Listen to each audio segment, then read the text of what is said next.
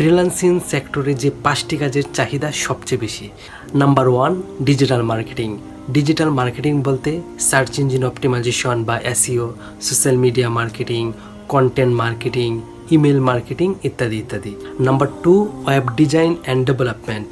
বর্তমানে প্রায় প্রতিটি কোম্পানি প্রতিষ্ঠানই তাদের বিজনেসকে অনলাইনে নিয়ে আসার জন্য এক বা একাধিক ওয়েবসাইট তৈরি করছে, আর এজন্যই ওয়েব ডিজাইন অ্যান্ড ডেভেলপমেন্টের চাহিদা ক্রমাগত বেড়েই চলছে। Number 3, video editing. বর্তমানে কন্টেন্ট ক্রিয়েটরদের যে রেভলিউশন আপনারা দেখতে পাচ্ছেন, এটি ভিডিও এডিটিংকে অনন্য উচ্চতায় নিয়ে গেছে।